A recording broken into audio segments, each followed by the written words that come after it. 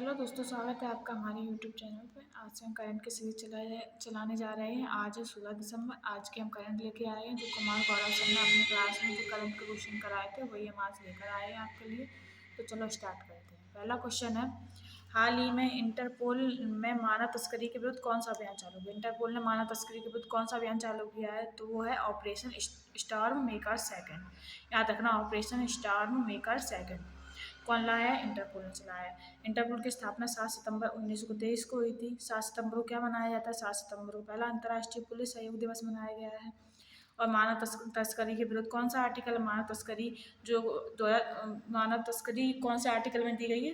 23 article में दी गई है। इंटरपोल का हेडक्वार्टर पूछा जाए तो कहाँ पे है? लियोन, फ्रांस में। इंटरपोल की जो 91वीं बैठक हुई वो कहाँ पे हुई? वियना, ऑस्ट्रिया में हुई है। इससे जुड़े कुछ और ऑपरेशन है वो आप देख सकते हैं, जैसे ऑपरेशन करना म्यांमार से संबंधित है। ऑपरेशन दोस्त तुर्की और सीरिया से संबंधित है। ऑपरेशन अजय इजराइल से संबंधित है। ऑपरेशन कावेरी सूडान से संबंधित है। ऐसे ही ऑपरेशन मेघदूत जो सियाचिन फतह 1982 से संबंधित है। ऑपरेशन पोलो हैदराबाद का विलय संबंधित है, 1948 से संबंधित है। जीरो हार्बर 1942 संबंधित, भारत छोड़ो आंदोलन से संबंधित है। अगला क्वेश्चन है, ग्रीन वॉइस 2050 प्रोजेक्ट का संबंध किससे है? ग्रीन वॉइस 2050 प्रोजेक्ट का संबंध किससे है? तो आईएमओ से संबंधित है। यह लॉन्च कब हुआ था? 19 में लॉन्च हुआ था। किसने लॉन्च किया था? नॉर्वे और आईएमओ ने इसे लॉन्च किया था। आईएमओ का फुल फॉर्म पूछी है तो अंतर्राष्ट्रीय समुद्री संगठन इसकी फुल फॉर्म है। इसका हेडक्वार्टर पूछे तो हेडक्वार्टर इसका है लंदन में। इसका भारत सदस्य कब बना? तो 1959 में भारत इसका सदस्य बना। इसका उद्देश्य पूछे तो ग्रीन वॉइस 2050 प्रोजेक्ट का उद्देश्य क्या है? तो इसका उद्देश्य शिपिंग जहाज, मतलब जो जहाज उद्योग को इसमें शून्य कार्बन उत्सर्जन का उद्योग बनाने के लिए इसमें इसका उद्देश्य ये है।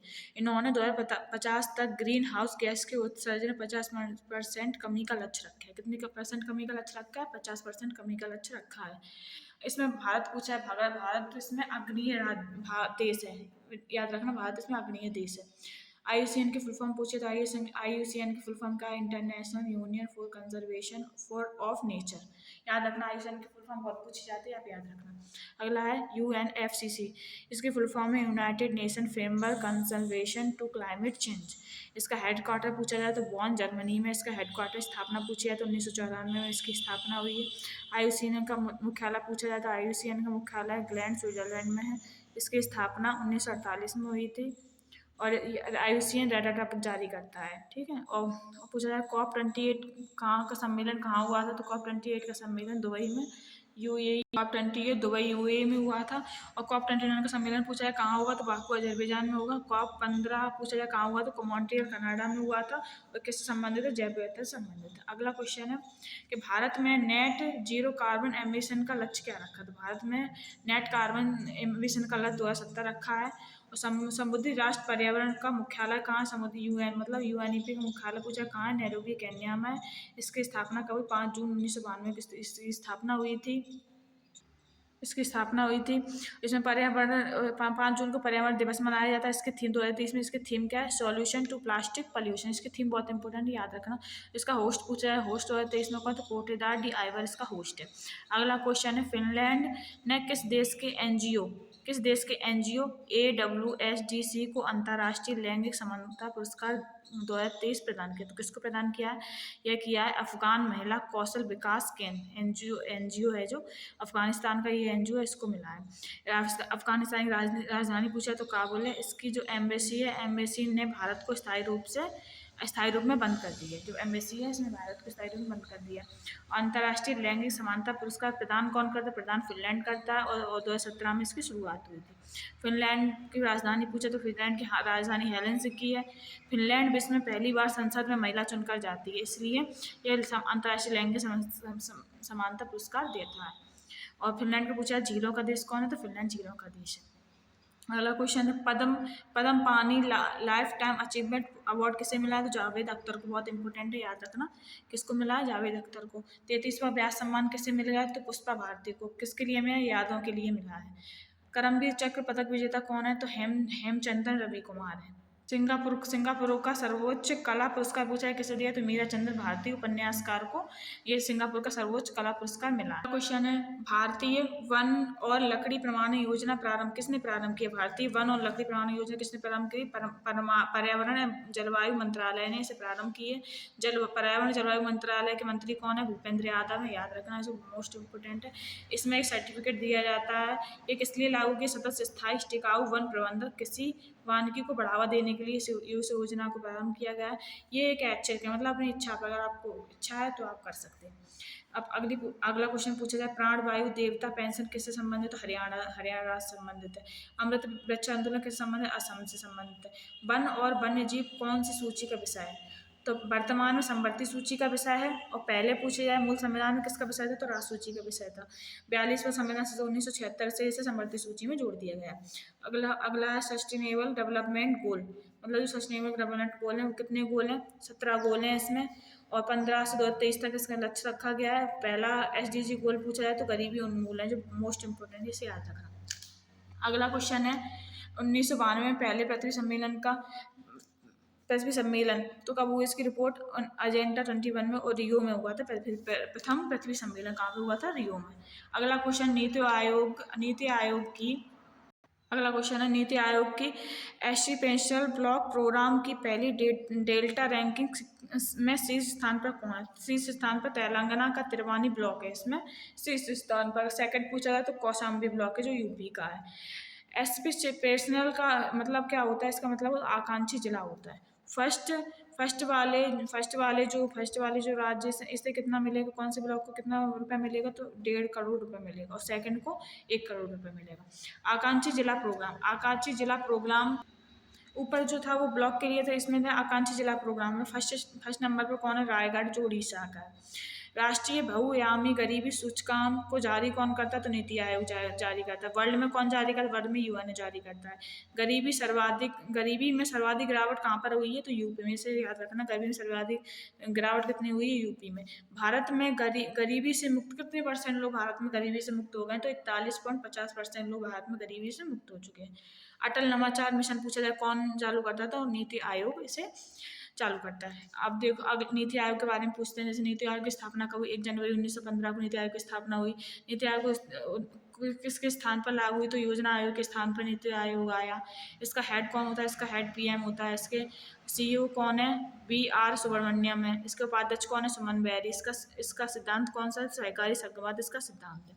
अगला क्वेश्चन है, इंदिरा गांधी शांति पुरस्कार। इंदिरा गांधी शांति पुरस्कार 2023 किसे दिया है? डैनियल बटेम-बोइम को।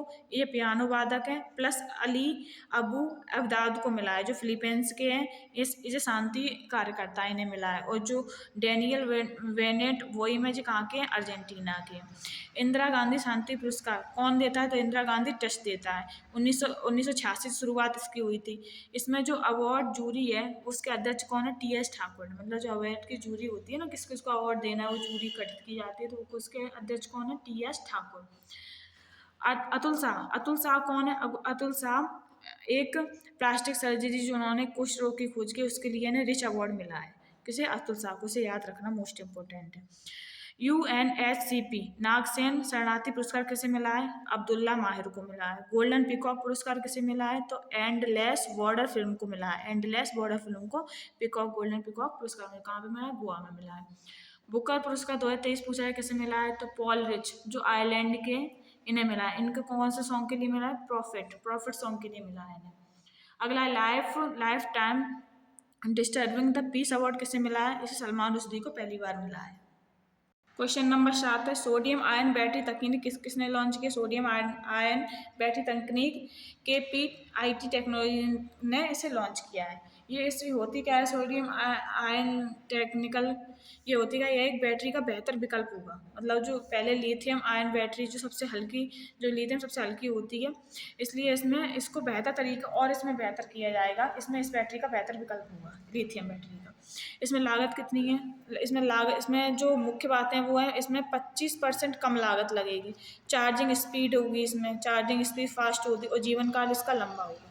भारत की बैटरी आयात पर निर्भरता को भी कम करेगा ये सोडियम आयन बैटरी तकनीक, इसको याद रखना। आईआईटी मद्रास ने ऑफशोर्स मतलब इसने 2 ऑफशोर्स कहाँ पे चालू किए, जंजीबार में। कहाँ पे चालू किया? जंजीबार में। इनका अध्यक्ष कौन है? प्रीति अहगलाम। और थोरियम का पूछा, थोरियम कहाँ से प्राप्त होता है? मोनजाट मृदा के अंदर केरल में मिली थोरियम। और वेनेडियम पूछा तो गुजरात में मिली। लिथियम पूछा तो जम्मू कश्मीर में। टैटलम पूछा था पंजाब में। पहला एक क्वेश्चन है, द्रव अवस्था में पाई जाने वाली अधातु। द्रव अवस्था में पाई जाने वाली अधातु कौन सी है? क्रोमियम। और द्रव अवस्था में पाई जाने वाली धातु पूछी है तो पारा है। सॉफ्ट मेटल किसे कहते हैं? सॉफ्ट मेटल सोडियम, सोडियम को कहते हैं क्योंकि इसे चाकू से काट सकते हैं। सोडियम का परमाणु क्रमांक कितना है? 11 है। परमाणु भाग कितना है? 23 है। इसे मिट्टी के तेल में रखते हैं। मोस्ट इंपोर्टेंट पूछा जाता है सोडियम को किस में रखते हैं? तो मिट्टी के तेल में सोडियम को रखते हैं। पूछा जाए खाने का सोडा, खाने का सोडा और धामन सोडा में क्या अंतर है? तो खाने के सोडा में सोडियम बाई कार्बोनेट आते हैं और धामन सोडा को सोडियम कार्बोनेट कहते हैं। तो याद रखना, इसमें बाई आता है, इसमें बाई नहीं आता है। अगला क्वेश्चन है, बीसीसीआई द्वारा सेवानिवृत्त की गई नंबर 7 की जर्सी का संबंध किससे है? नंबर 7 की जर्सी ये MS धोनी से संबंधित है। यह सेवानिवृत्त होने वाली दूसरी जर्सी है। दूसरी जर्सी याद रखना। पहली कौन सी? पहली नंबर 10 है, जैसे जो सचिन तेंदुलकर की थी।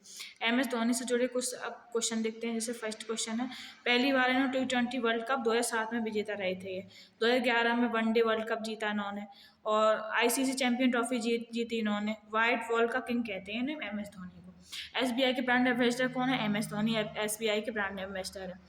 IPL 2023 में विजेता टीम के कप्तान कौन थे? तो धोनी थे। कौन सी टीम से थे? चेन्नई सुपर किंग्स से थे। चेन्नई सुपर किंग्स 5वीं बार विजेता जीती है, 5वीं बार जीती है इसे। ऑरेंज कैप किसे मिला IPL में? तो सुमन गिल को मिला। पर्पल कैप किसे मिला? तो मोहम्मद शमी को मिला। वनडे वर्ल्ड कप विजेता भारतीय टीम के कप्तान, मतलब ये पूछा जाए वनडे वर्ल्ड कप में जो भारतीय टीम के कप्तान कौन थे जो जितने बार भारत जीती है? तो 1983 में भारत जीती थी, तो कपिल देव कप्तान थे। इसमें पूछा जाए इसमें हारा कौन था? तो वेस्ट इंडीज इसमें हारा था। और ये कितने ओवर का? 60 ओवर का वर्ल्ड कप था। और 2011 में धोनी कप्तान थे जो वानखेड़े स्टेडियम में खेला गया था। ये इसमें श्रीलंका हारी थी जो 50 ओवर का था। अगला क्वेश्चन है, PM कॉलेज ऑफ एक्सीलेंस की स्थापना की घोषणा राज्य के सभी जिलों में की है। कौन से राज्य ने की है? ये MP राज्य ने की है कि राज्य के सभी जिलों में एक PM कॉलेज ऑफ एक्सीलेंस की स्थापना होगी। MP के CM कौन है? मोहन यादव, जो अभी हाल ही में बने हैं। कौन है? मोहन यादव। पहली कैबिनेट बैठक की अध्यक्षता भोपाल में की है। किसने की है? मोहन यादव ने। MP में 570 सरकारी कॉलेजों में से हर जिले में से एक कॉलेज में उत्कृष्टता केंद्र खोला जाएगा। वही बाद में एक्सीलेंस की इसमें स्थापना की जाएगी।